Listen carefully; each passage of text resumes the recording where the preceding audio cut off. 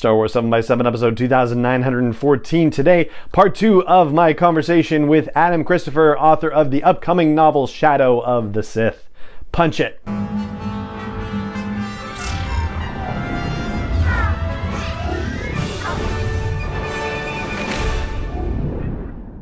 Hey Rebel Rouser, I'm Alan Voivod and this is Star Wars 7 by 7, your daily dose of Star Wars joy, and thank you so much for joining me for it. So, we are in the middle of a conversation with Adam Christopher, author of his first novel set in the galaxy far, far away, not his first work writing for the galaxy far, far away, but certainly his first work, and it is epic, Shadow of the Sith.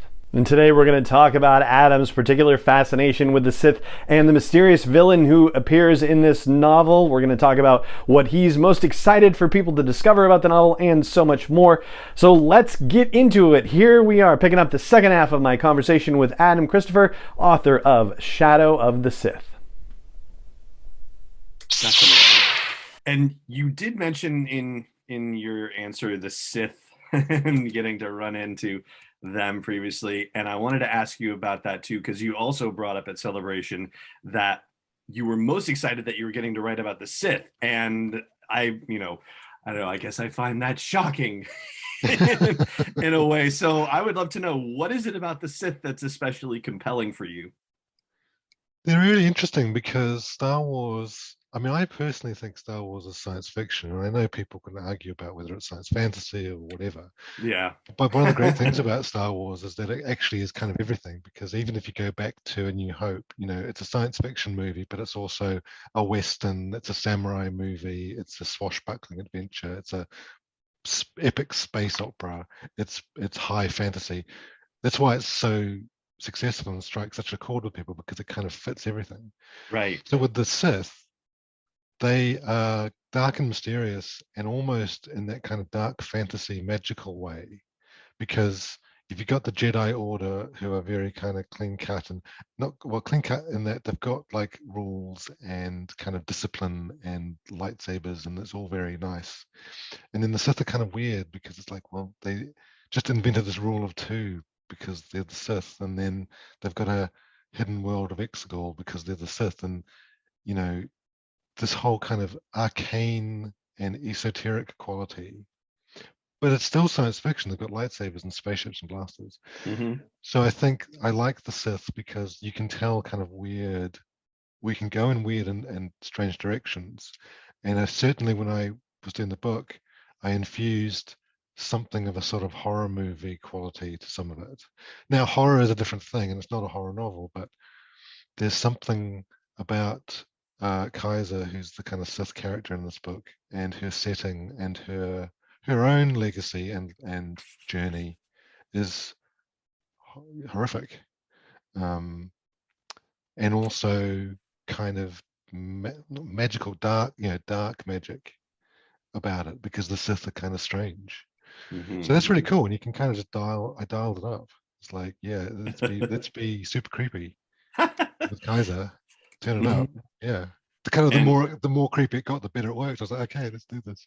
Do you find that as you approach this stuff, like, are there limits, are there guardrails, or do you get to, I'm not going to ask you to like dig too deep into the editorial process and how the IP situation works, but I guess as a writer, like, do you feel like confident enough to say, okay, I'll just, I'll try this, and if they say that it's too much, I can dial it back and it's not too big of a concern? Or how do you approach that sort of thing?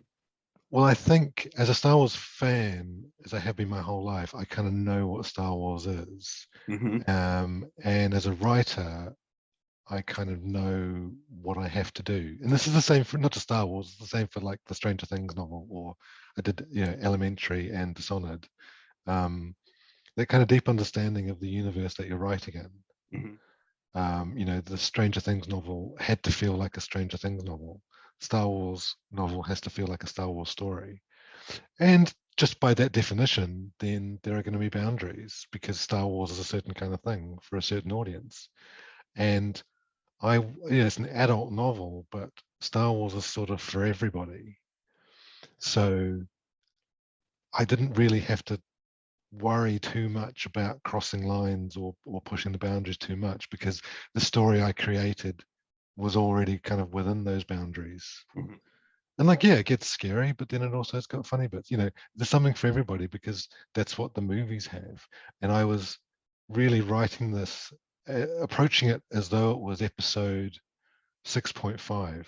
You know, if Ah. Return is 6 and Force Awakens is 7, this is 6.5 because it's Luke Skywalker, like the main character of Star Wars, you could argue, and Mhm. Lando in that time point between, almost exactly between the two trilogies, in a point we haven't seen before, that are on a big, epic galactic adventure.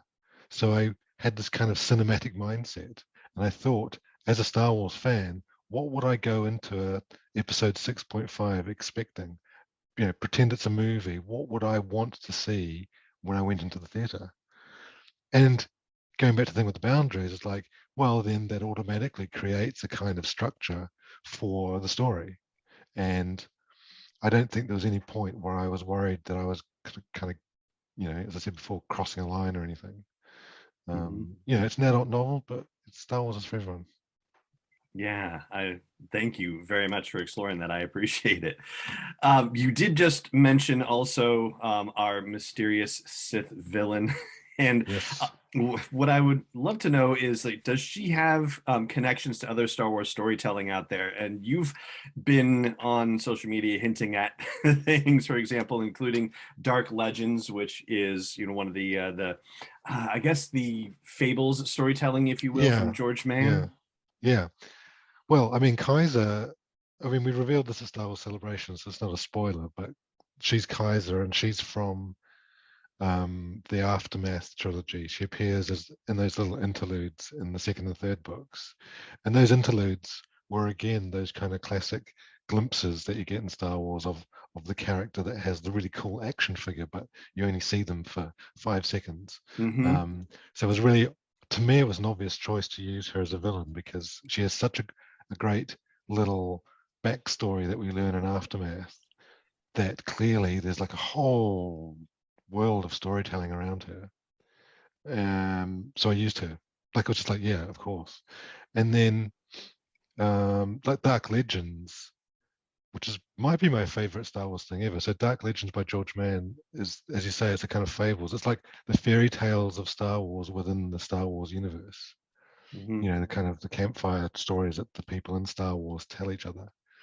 And But the yeah, scarier ones, as it were. yeah, and especially in that book, I mean, there's one story which is set on Exegol, so it's like, well, and it fits the themes of Shadow of the Sith so well. I was like, well, obviously, perhaps this fable has some basis in truth, like any kind of legend that we have might have a real version from way back whenever. Mm-hmm. Yeah, and I really enjoyed it because like I'm a fan and I love geeking out over like deep Star Wars lore. So it's like, okay, let's make Dark Legends canon. um, yeah. That's wonderful. Having If said that, having said Mhm. that, everything is in Shadow of the Sith. It's like it's not a book you have to then do a lot of homework to go and understand everything. If people want to then explore Dark Legends or Aftermath or things I have in the book, that's great and you get more out of it. But I was really conscious of the fact that like because again, Star Wars is for everybody. And if you see a book, if you walk into a bookstore and there's a book on the shelf and it says Star Wars and it's got Luke Skywalker on the cover, and you're like, hey, I like Star Wars, I'm gonna try it out. Mhm. That's all you need. I think that's super important for me. Um, but yeah, because like if you wanted to, you could like go into Dark Legends and Aftermath. You could go into the 1978 Los Angeles Times newspaper comic strips, and you will find stuff from Shadow of the Sith. But Oh, you don't have to, but you could. from the 78 comic strips. Are you kidding Yeah. me? No, yeah. Oh yeah. Oh my Yeah. gosh. Those are like the Russ Manning ones, or is that Russ Yeah. Manning was a little, I don't know if he was a Uh little later in the run. no, I think he's 78. He was the first ones. Yeah. Oh gosh. That's awesome. Okay, so if there's one thing that we haven't talked about yet out of everything in the book that you think you're most excited for readers to discover, what would that be? And could be spoiler, could be non-spoiler, but what would you say?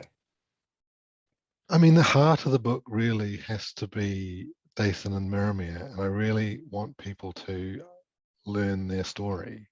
Now, I mean, they're not the only characters as Luke and Lando. like Luke Well, and yeah. Lando, the two biggest characters in Star Wars, Mhm. and then this family that no one's met before that have seen for 5 seconds in The Rise of Skywalker. Mhm. But I think I kind of really connected with them, and I think the story is it's a tragedy, but it's also nice in a way because they're a family, and there's a lot of love and hope going on. And again, it's that kind of the cinematic, epic quality of the story lent itself to crafting this family and what they're going through. It's the real essence of the book. So I look forward to, people meeting Dathan and Miramir for the first time. Yeah, and they are beautifully drawn, and for myself at least, I can say that I absolutely was drawn to them and compelled by them, and young Ray for that matter as well. It is tragic, but at the same time, it is beautiful to see their characters develop, and you actually see them fully realized as people in Star Wars. And it was so excellently done. I'm Thank you. amazed and inspired by the novel. It's Shadow of the Sith, of course, for our listeners who are hearing this, and it is coming out next week here in the United States. And Adam, I'm so grateful for all the time that you've taken out of your day today. For anybody who wants to continue following you and seeing what you're going to do next in Star Wars or anything else for your own creative talents and ambitions, where should people keep up with you? You can find me on Twitter as Ghost Finder, and I'm on Instagram as Adam Christopher Writer, which is a far less interesting username, unfortunately. And then my website is adamchristopher.me, which has got obviously Shadow of the Sith, but it's also got, as I mentioned, Stranger Things and all my other stuff that I've done. So those are my hangouts mainly. Excellent. And I will link all of those in the show notes for this episode and at the blog post for the episodes at sw7x7.com. And if I have a last second with you, can you explain why Ghost Finder on Twitter for your handle? Yeah, so, okay, long story, which I'll make very short. Ghost Finder is from a book by William Hope Hodgson called Carnacki the Ghost Finder. It's like a supernatural version of Sherlock Holmes. And there's only a few stories because Hodgson was killed in the First World War. Oh. But for some reason, I don't know, 10, 15 years ago, I picked that as my Twitter username. I then got stuck with it because someone else had Adam Christopher. But then Ghost Finder became Star Wars canon when it was used in the Aftermath trilogy. So it's on Wikipedia, you can look it up. So it's kind of cool. It's like, it's a name I'm now stuck with, but it's also, I can never change it because it's part of Star Wars. So right. I'm happy. The thing with Instagram, I need to change it maybe to something else because Adam Christopher Writer is never going to make it into Wikipedia. I need like Ghost Finder something. Yeah.